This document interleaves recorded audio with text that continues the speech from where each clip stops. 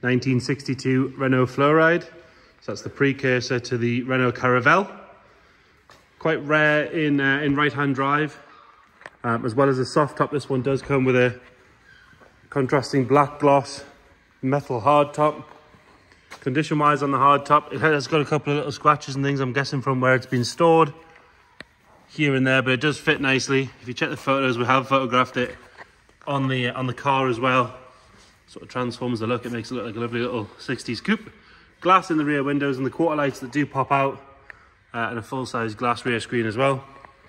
Onto the car itself, we'll start by having a look at the bodywork. If we start on this front driver's side, it's a lovely deep red colour. Now we've given it a quick hand polish, and actually the paintwork's come up really well.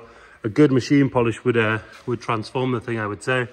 It's just obviously had a lot of life, either under a cover or spent being washed by sponges. Starting down the bottom corner, there's no real marks to note down this area here. The arch itself is lovely and sharp all the way around, no sign of any corrosion coming through. We do have a small stone chip just at the bottom there. It's on matching red steel wheels with these chrome hubcaps. Lovely condition. We'll keep an eye on those as we go around, check them all off, but they all do match. Chrome trim along this front quarter is all nice and straight. It does have a very tiny little ding in just this section here, but I am being quite picky with that. You do have your Floride badge above it, and what was the old Renault badge there. That's got a bit of pitting in it, but it is still there, which is nice. There's no way you find another one. Going back to what we were saying about polishing, there is a very light series of swirls just here. Stuff like that seems to look like it would mostly polish out as well. Coming down the driver's side, move on to the bottom of the screen. It's nice and tidy under there. There's no sign of any corrosion or anything coming through. If we go up this channel here and across the top, again, no sign of any corrosion coming through there. We'll have a good look in a second when we get the soft top down. Going along the sill on this side, again, lovely and clean. You can see underneath, it's not caked in filler, under seal. Lovely and clean under there, surprisingly clean actually. But the sill, really good and tidy all the way along. Driver's door, haven't really got any marks to note. Got a little bit of polish down there. All the chrome work along here, nice and tidy. On the tops of the door where it meets the window, again, straight and tidy. There is a bit of pitting in the door handle. Moving further down, we have these lovely air intakes, obviously rear engined. So it's going to need to get some air in there somehow, but it's nice and tidy all around there. There's no pitting in any of the chrome on that. Chrome work could do with a good polish up, but no pitting or anything like that. Onto the rear arch. Lovely and sharp all the way around, especially down the bottom area here where you'd find a lot of the corrosion starts, but no, lovely and clean. Another good wheel with chrome hubcap. No marks really to note on that rear quarter there. Rear bumper, you'll notice there's a couple of little dings in it. Here and there, so that could want some attention, but it does sit nice and straight. All the chrome work in this rear vent section, obviously to draw that air out of the engine bay, is lovely and tidy. I mean, if you found one with a damage that, I don't know where you'd find a replacement one of those. It does come on this plate, GEX 750. It's a nice dateless plate. Both rear tail lights are bright and clear. There's a little bit of pitting in the chrome around the surrounds and a little bit of pitting in the chrome on the boot lock. Rest of the boot lovely and straight. We do have a little bit of a scratch just up here, and there's another one there. You can just see that if I move the camera around. And again, when you do polish the car, polish it without the roof on, because you can see just where the seal sits on the from the hard top. You've got these metal fixings where the hard top locks into. But like I said, that sits on the car lovely and tidy. Have a little look underneath the car from this area, and again you can see that rear valance is really nice and tidy. Underside of the engine, there's no fluid or oils or anything dripping down. Coming around on the passenger side, if we look up the side of the car, you can see it's nice and straight. All your panel gaps are good. Rear quarter on this side of the arch, lovely and sharp, all the way around. Another good wheel and hubcap. There's not even any scratches or marks or anything to note around the crested area of the soft top. Very light, in fact that's polished, ignore that. The chrome trim on this side, nice and tidy. Same story with the vents. Have a good look at the sills from here. Again, another look underneath the car. A little bit of a ding in the chrome trim on the underside there. just under the handle, and there is pitting in the handle on this side as well.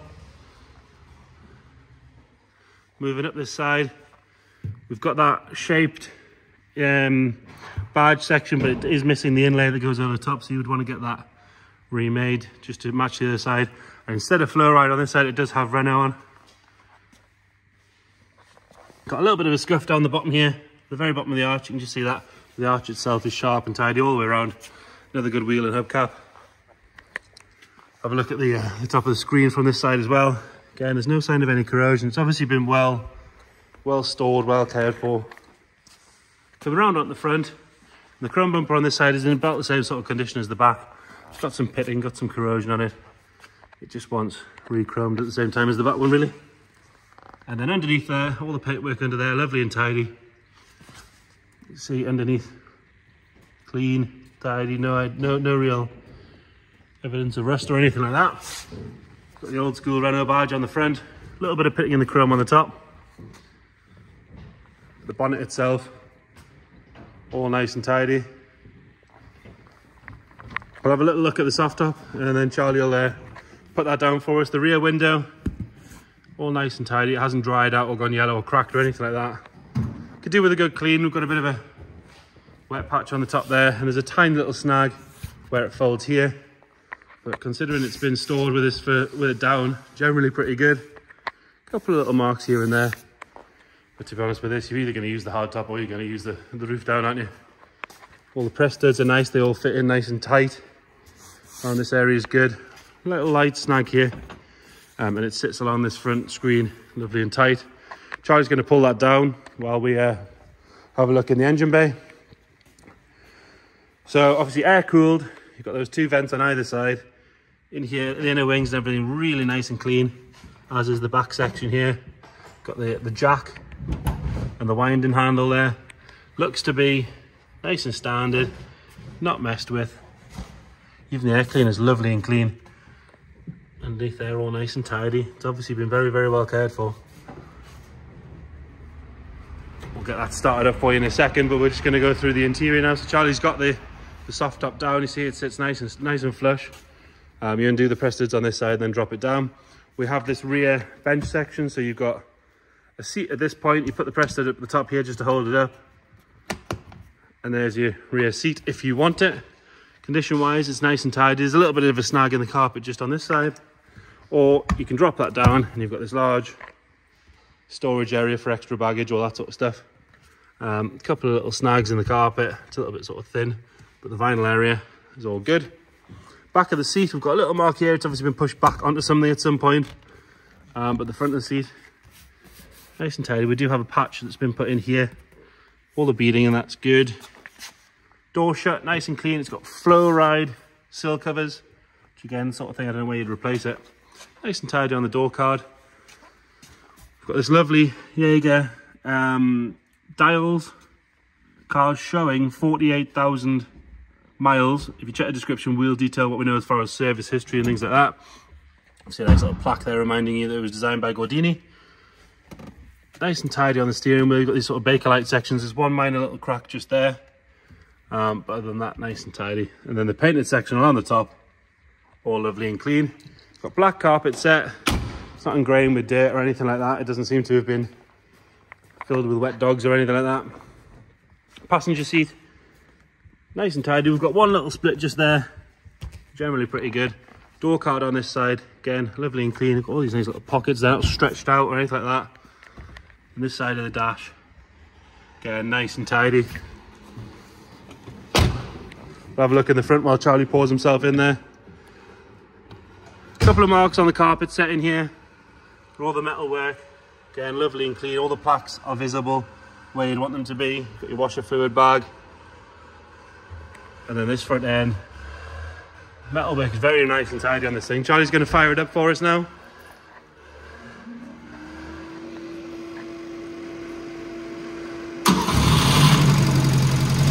I'm not sure you're going to believe me if I tell you this, but this genuinely hasn't been started today.